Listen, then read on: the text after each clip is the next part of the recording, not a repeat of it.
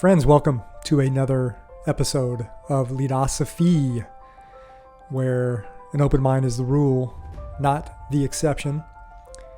Had some questions from one of my good friends on the heels of the last episode on the open mind. And he brought up the idea of the closed mind or the closed-minded individual. Kind of what causes that, where does it come from, the effects of the closed mind.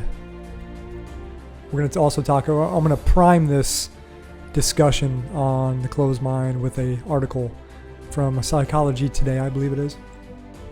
And I plan for this to be about a 3-part episode on the closed mind. So here we go. Are you ready to permanently fuse leadership and philosophy? Then a word of caution. You are about to enter the fully abstract yet wholly concrete realm of Leadosophy. Our ideas are not always so clear and distinct. To validate this proposition, we welcome the host of Leadosophy, Tim Wood. Welcome back, friends, to Leadosophy. As I said in the opening, we're going to discuss the closed mind. And we're going to discuss it using a primer article from Andrea Matthews. She's a licensed professional counselor and a national certified counselor. The title of her article is The Closed Mind. Why does it close and how does it open? So, as you all know, I open the show with an open mind is the rule and not the exception.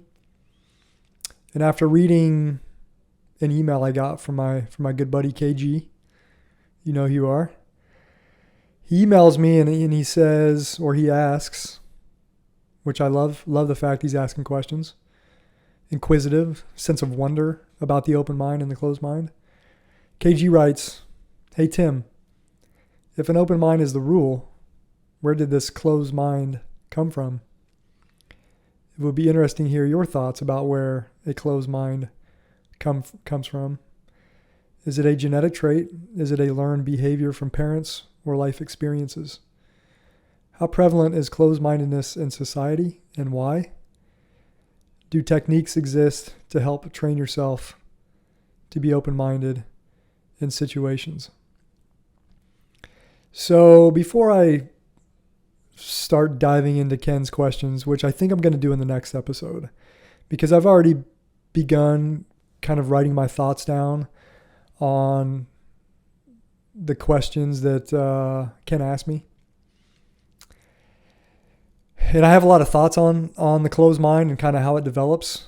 I actually created a graphic, an infographic titled 8 Power Institutions and Their Influence on the Mind, something like that. I think that's the title. But you have these different power institutions that exist in our lives from the time we are born to the time we die. And these power institutions in general, I don't know what percentage that would be on average, but a lot of these institutions and the people in authority positions in these institutions, whether it's parental figures or religious figures or governments, all levels, education systems, I would say there's a majority of the information that flows top down and far less information that's allowed to flow back up from the individual standpoint. So it's a lot of receiving information, mostly passively, some actively, and then maybe not as much pushback or using the tools of philosophical thought, I like to say, to push back on ideas, information that comes our way. So that'll be it for another episode. But this episode, I want to prime Ken's email with this article by Andrea. So Andrea writes, "Each of us knows at least one person whom we would say has a closed mind. Bias, bigotry, misogyny, xenophobia, and homophobia are all examples of closed-mindedness. When one's mind is made up, there is no changing it. But there are other forms of closed-mindedness. For example, religious fundamentalism, regardless of religion, is also a form of closed-mindedness. Fundamentally, what closed-mindedness does is shuts out the possibility of original thinking. Time out here, Leadosophy time out. Is any of our thinking original? Are any of our thoughts original? I would ask the author. I don't know. Maybe. This goes to a philosophical debate between rationalism and empiricism. It's a debate that has been long in the making over centuries. Where do we acquire our knowledge from? Is all of our knowledge acquired through sensory experiences? Or is there a certain amount of innate knowledge that we are born with that gets activated as we grow, as we develop? But original thinking, it seems like all of our thoughts come from somewhere. All of our thoughts come from somewhere. And that's a question that deserves its own analysis, not for now. And we continue with the author. The closed-minded person is not allowed to question her own beliefs. Such questioning allows a person to center on her own authentic self. So Andrea writes, when you question your own beliefs, that allows you to focus on your authentic self. And the question Leadosophy has is, what is the authentic self? What does that mean? I think we all have an authentic self. And I think it requires some deep exploration to unearth what that authentic self is.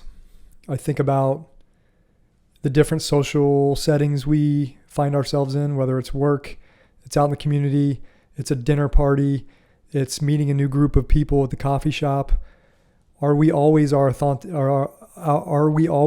authentic selves when we go into these different places or these different social settings? And I argue most of us, maybe all of us, kind of wear different masks from time to time, or, certain situations we're not allowed to be our authentic selves, or we are very apprehensive of being our authentic selves. So I think that's a good point to elaborate on for another discussion, is the authentic self. But Andrea continues, belief is very, very important. And she's talking about questioning our beliefs. The open mind is questioning our beliefs. The closed mind is not being allowed to question our beliefs. Belief is very, very important, for it is upon belief that we formulate our lives. It is on belief that we build the foundations of our lives. And again, she starts talking about original thought. She writes, original thought is a thought or belief that comes from the center of our essential being. I see some carryover between essential being and authentic self.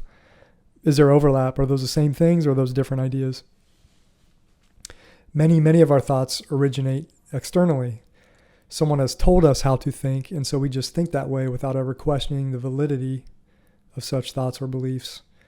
Original thinking generates ideas that hold water, not because they are right, so much as because they are real. Original thinking allows us to fly free from the constraints of our own bias, see through it to creative problem-solving beliefs. She continues, on the other hand, it is fear that generally keeps the mind closed. Often the fear is based on the idea that one must be right in order to be okay. It is not safe to be wrong. Therefore, once an idea is grasped, one must hold on to it for fear that to question it might prove one wrong and thus unsafe. So I'm going to stop there, let you ruminate kind of on those first few paragraphs that I talked about.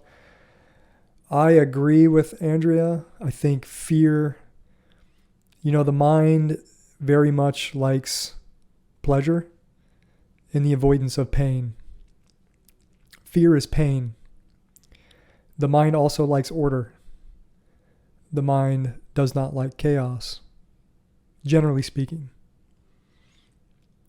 I think when we find ourselves in situations of ambiguity, when ideas are not so clear,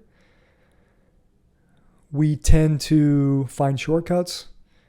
We tend to ignore information that may prolong the thought process, the cognitive process, and we may seek the path of least resistance. For example, stereotypes. I believe stereotypes, and we are all guilty of stereotypes or stereotyping others, judging others without having all the information. Stereotypes are one example of having a closed mind or approaching life closed-minded. So, Ken, I want to discuss your questions more in depth at a later episode. Especially you ended your response to me with, do techniques exist to help train yourself to be open-minded in situations? I believe you have to get comfortable being uncomfortable. I took a course in Gonzaga on cultural intelligence.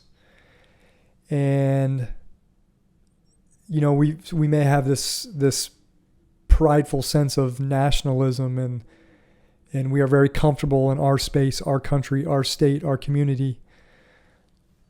The idea of going outside of our country or even our state to other places that are not familiar to us, again, creates this incoherence. It creates this feeling that we don't like, a tension in the brain, in the mind.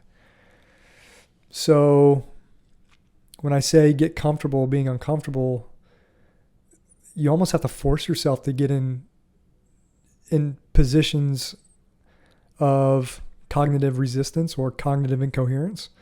You have to force yourself in social situations that are not familiar to you. You have to seek out relationships that may seem odd or may have gone against what your parents told you because they said it's not right. You shouldn't value these people. And those are just general examples. But again, Ken, I want to dive into your questions more in depth. I want to talk about the power institutions, the 8 power institutions that influence our thought. And I want to continue on with this idea of open-mindedness, not just being a desire to ignore information or listen to information or just reject information out of hand because it doesn't fit your narrative. I think of closed-mindedness also, it's the check valve metaphor, right? It's not just you're not allowing information in. Again, think about all the different authority figures that we are around every day, that we receive information from. So it's like a check valve. It's like closed-mindedness also means to me that we allow information in,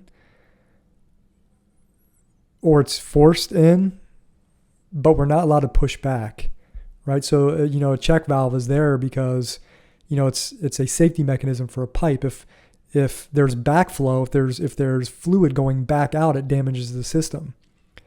Well, if the system is your power structures, if information or pushback, a flow of information is going back, whether that's critical questioning, again, I use the tools of philosophical thought, right? Questions, critical examination, spirited inquiry. As soon as you start pushing back on systems or power structures, how often are you marginalized or told to stop? Those are just some thoughts that come to mind. But again, another episode. I'm starting to informally answer some Ken's questions, but it's important to me and I like talking about this subject because, again, I say on the show, open mind is the rule, not the exception.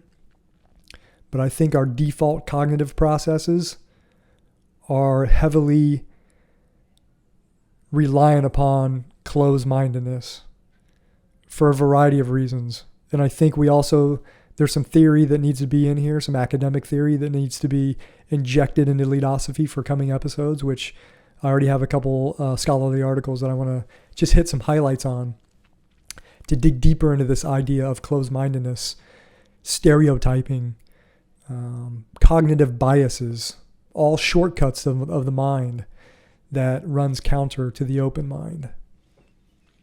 So I think that's it. I hope you enjoyed this brief episode of Leadosophy. Remember, Leadosophy is about using the tools of philosophical thought to deepen our understanding of leadership and in life. I would argue life is just as important as leadership. Maybe they are one and the same. Leadership, followership, and life all kind of flow together. We don't know where one ends and where another begins. Thanks for watching. Thanks for watching and listening to another episode of Leadosophy. If you liked what you heard today, hit that subscribe button and check out Leadosophy.com and learn more about Tim's ideas on philosophy and leadership. We'll see you next time.